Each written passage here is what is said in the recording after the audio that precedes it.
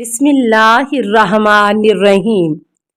السلام علیکہ یا صاحب العصر والزمان۔ اسی طرح ایک دوسری آیت میں خداوند عالم نے جناب اسماعیل علیہ السلام کے اوصاف کا تذکرہ کرتے ہوئے فرمایا ہے، وَاذْكُرُوا فِي الْكِتَابِ إِسْمَاعِیلَ إِنَّهُ كَانَ صَادِقَ الْوَعْدِ وَكَانَ رَسُولًا نَبِيًّا، اور اپنی کتاب میں اسماعیل کا تذکرہ کرو کہ وہ وعدے کے سچے اور ہمارے بھیجے ہوئے پیغمبر تھے۔ یہاں جناب اسماعیل علیہ السلام کی جس نمایاں صفت کا تذکرہ عہد نبوت اور رسالت سے پہلے کیا گیا ہے کہ وہ وعدہ وفائی ہے، امام رضا علیہ السلام نے اپنے والد گرامی سے پیغمبر اکرم صلی اللہ علیہ وسلم کا یہ واقعہ نقل کیا ہے کہ ایک روز ایک شخص نے پیغمبر اسلام صلی اللہ علیہ وسلم سے ایک مقام پر ملنے کا وعدہ کیا، اور آپ صلی اللہ علیہ وسلم اس مقام پر مجھ سے ملے۔ شاید دھوپ کا موقع تھا۔ اصحاب نے عرض کی کہ بہتر ہے کہ آپ سائے میں تشریف لے چلیں۔ حضرت صلی اللہ علیہ وسلم نے فرمایا، اس سے میں نے اسی مقام پر ملنے کا وعدہ کیا ہے، اگر وہ نہ آئے تو میرا حشر و نشر اسی جگہ پر ہوگا، یعنی آخر عمر تک اس جگہ پر کھڑا رہوں گا۔ امام صادق علیہ السلام نے وفائے عہد کو مومنین کے حقوق میں سے قرار دیا ہے۔ آپ کے ارشاد کے مطابق وفائے عہد در حقیقت مومن کا حق ادا کرنا ہے جو ایک دوسرے پر رکھتے ہیں۔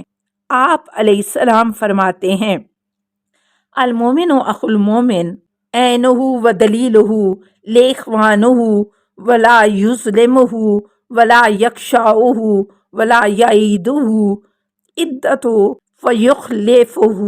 مومن مومن کا بھائی ہے اور اس کی آنکھ اور رہنما کا مانند ہے۔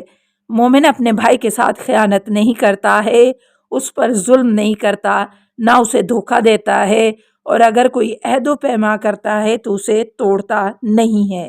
نمبر 4، حضرت علی علیہ السلام فرماتے ہیں، وفا سچائی ہے میرے نزدیک، اس سے زیادہ اطمینان بخش کوئی سپر نہیں ہے۔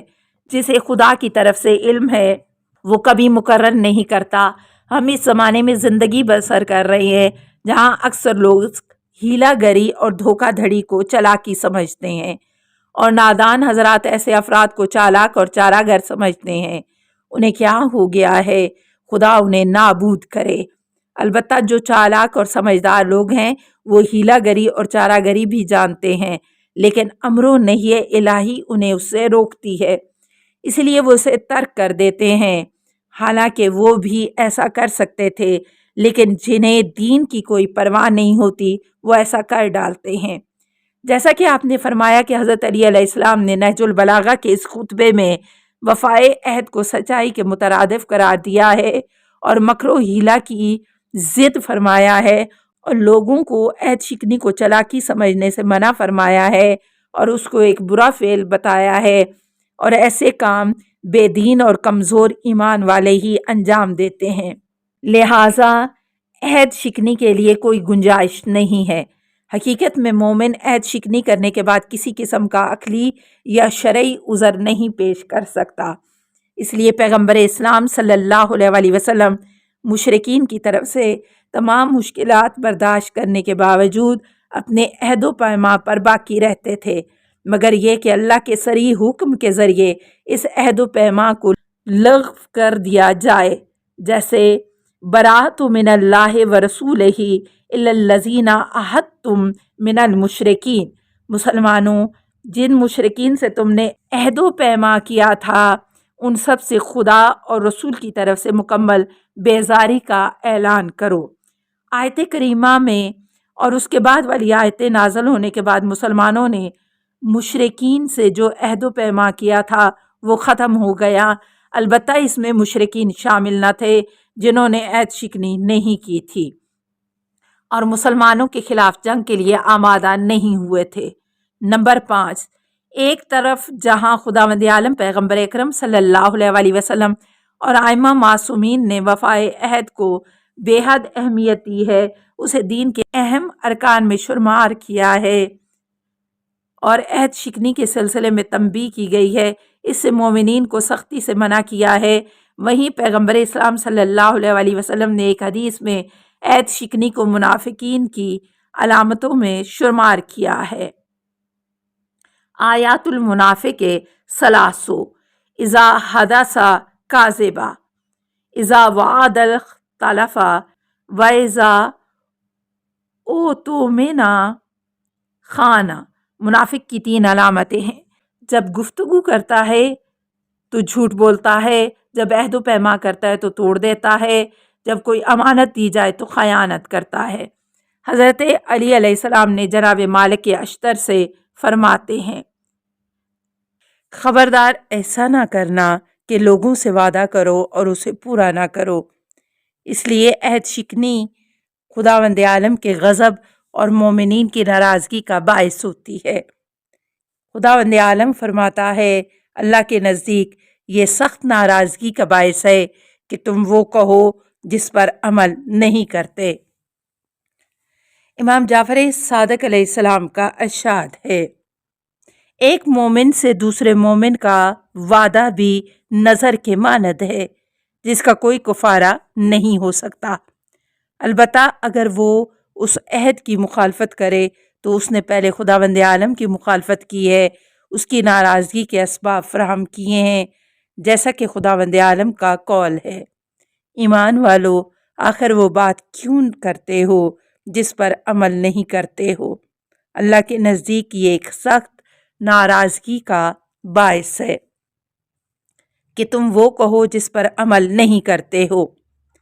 امام علیہ السلام کے اس فرمان اور عہد شکنی کے سخت عواقب کے پیش نظر انسان کو صرف اس صورت میں کسی سے عہد و پیما کرنا چاہیے کہ جب وہ اسے وفا کرنے کی قوت و طاقت رکھتا ہو۔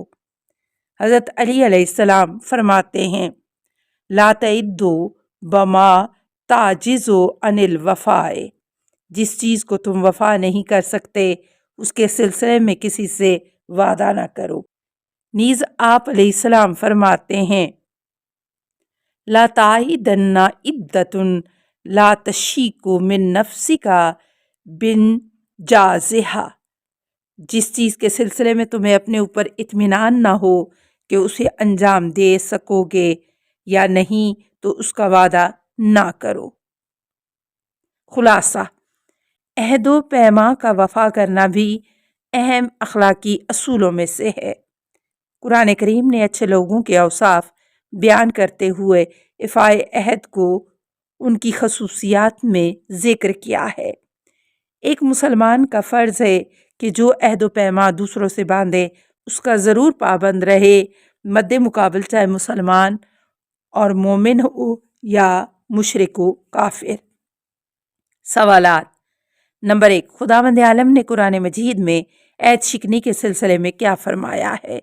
نمبر 2، حضرت علی علیہ السلام نے مالک اشتر کو خطاب فرماتے ہوئے اپنے عہد نامے میں وفائے عہد کے سلسلے میں کیا فرمایا؟ نمبر 3، اسلام میں وفائے عہد کا کیا مرتبہ ہے؟ نمبر 4، حضرت علی علیہ السلام نے عہد و پیما کے لیے کس شرط کو ضروری بتایا ہے؟